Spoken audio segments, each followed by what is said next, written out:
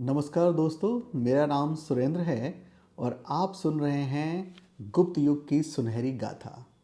और आज मैं और हम दोनों एक ऐतिहासिक यात्रा शुरू करने जा रहे हैं। इस यात्रा में हमें इस युग में लेकर जाएगा जो भारत का सुनहरा युग कहलाता है। जी हाँ, गोल्डन एज, यही तो है गुप्त युग। यह पॉडकास्ट इतिहास के गहरे पन्नों को खोलने का प्रयास है। हम गुप्त साम्राज्य के उदय, उसकी सांस्कृतिक उपलब्धियों और उनकी महानता को समझने की कोशिश करेंगे। आज के इस एपिसोड में हम गुप्त वंश की शुरुआत की कहानी सुनेंगे। यह कहानी हमें श्रीगुप्त और घटोत्कच गुप्त के शासनकाल तक लेकर जाएगी, उनके योगदान, उनके संघर्ष और उनके द्वारा रखी गई नींव के बारे में। तो चलिए दोस्तों, इतिहास के पन्नों को पलटते हैं। शुरू करते हैं गुप्त वंश की पृष्ठभूमि से। तो हमारी कहानी शुरू होती है 3री सदी ईस्वी से। यह वह समय था जब भारत छोटे छोटे राज्यों में बटा हुआ था। हर राज्य अपनी स्वतंत्रता बनाए रखने के लिए संघर्ष कर रहा था।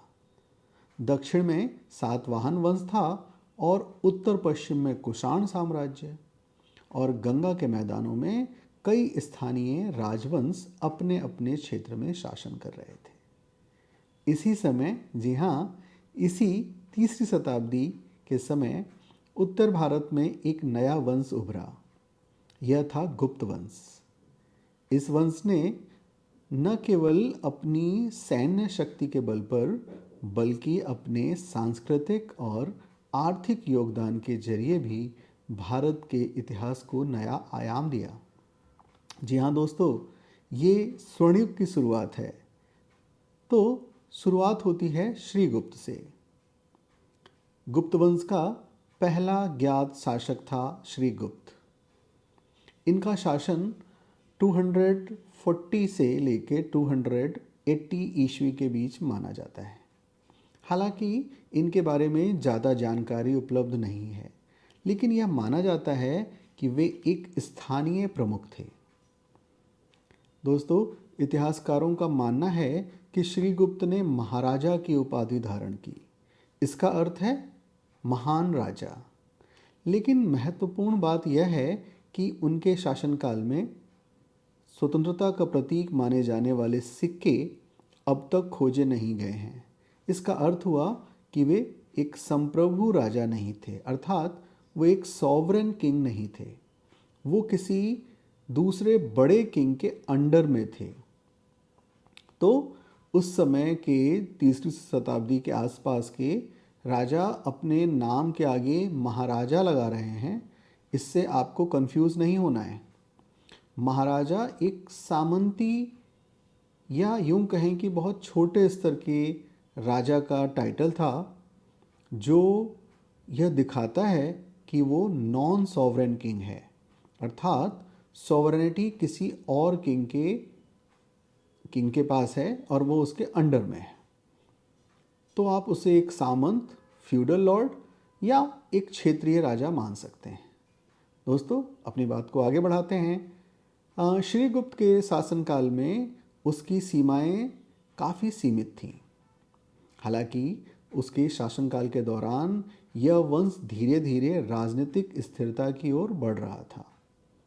इतिहासकार मानते हैं कि उन्होंने धार्मिक स्थलों को संरक्षित और निर्माण में भी योगदान किया।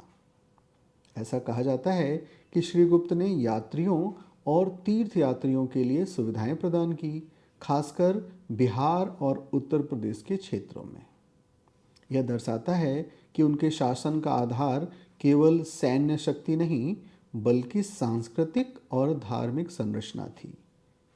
तो इस प्रकार हमने जाना कि श्रीगुप्त ने गुप्त वंश की स्थापना की और शुरू से ही केवल सैन्य शक्ति नहीं, सांस्कृतिक और धार्मिक संरचना और उससे जुड़े चीज़ों के प्रति इस वंश का झुकाव था, जो बाद में बहुत डेवलप करके हम आगे के राजाओं में देखेंगे, जो बहुत डेवलप कर जाएगा और जिसने भारत में गोल्डन एज की नींव रखी। तो दोस्तों आगे बढ़ते हैं और श्रीगुप्त के बाद उसके पुत्र घटोत्कच गुप्त ने सत्ता संभाली। घटोत्कच गुप्त का शासनकाल लगभग 280 से लेकर 319 ईस्वी तक माना जाता है। उन्होंने भी महाराजा की उपाधि धारण की। जैसा मैं पहले बता चुका हूँ महाराजा का क्या मतलब है। घटोत्कच गुप्त का नाम हमें उसके बेटे चंद्रगुप्त प्रथम के माध्यम से ज़्यादा पता चलता है, जिन्होंने गुप्त साम्राज्य को नई ऊंचाइयों पर पहुंचाया। लेकिन घटोत्कच का महत्व इस बात में भी है कि उन्होंने अपने वंश की राजनीतिक और प्रशासनिक नींव को मजबूत किया। उनके शासनकाल में गुप्त वंश ने स्थिरता और एकता की ओर कदम बढ़ाए। उन्होंने क्षेत्रीय राजाओं से मैत्रीपूर्ण संबंध रखे और यह सुनिश्चित किया कि उनके राज्य में कोई बाहरी हस्तक्षेप ना हो। तो इस प्रकार धीरे धीरे एक एम्पायर या एक साम्राज्य निर्माण के में आप देख रहे हैं कि हर एक एपिसोड में आगे हम देखेंगे कि कैसे एक महान साम्राज्य बन के तैयार होता है, जिसकी नींव गुप्त वंश के प्रारंभिक राजा श्रीगुप्त और बाद में घटोत्कच ने रखी। दोस्तों अब हम जानते हैं कि गुप्त वंश के इन प्रारंभिक शासकों का क्या महत्व है।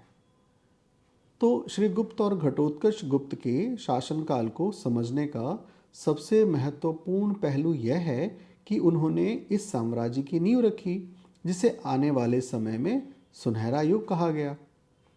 हालांकि इन शासकों के बारे में विस्तृत जानकारी नहीं है, लेकिन इनकी उपलब्धियां उनके उत्तराधिकारों या उत्तराधिकारियों के कार्यों से स्पष्ट रूप से दिखाई देती हैं।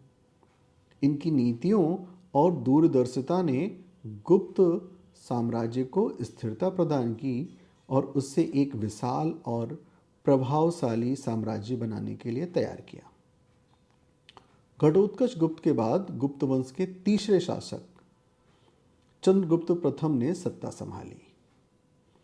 इनका शासनकाल गुप्त साम्राज्य के इतिहास में एक मील का पत्थर साबित हुआ। दोस्तों अगले एपिसोड में हम चंद्रगुप्त प्रथम की कहानी को विस्तार से समझेंगे। तो क्या है गुप्त युग की विरासत? तो गुप्त वंश का महत्व सिर्फ उसकी सैन्य शक्तियों में नहीं, बल्कि उसके द्वारा स्थापित सांस्कृतिक, धार्मिक और आर्थिक संरचनाओं में भी है। यह वंश भारत के इतिहास में एक नया अध्याय लिखने वाला था।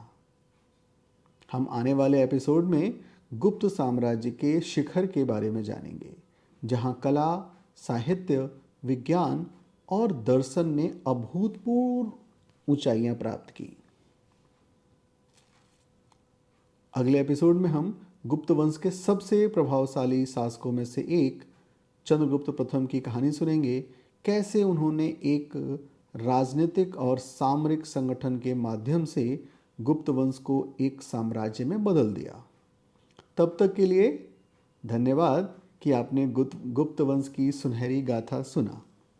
अगर आपको यह एपिसोड पसंद आया तो हमें फॉलो करें और अपनी राय हमारे साथ साझा करना ना भूलें। मैं सुरेंद्र और मैं आपको यह याद दिलाते हुए विदा लेता हूँ कि इतिहास केवल अतीत की घटनाओं का संग्रह नहीं है, यह वर्तमान को भी समझने और भविष्य को बेहतर बनाने की कुंजी है। नमस्कार दोस्तों, धन्यवाद।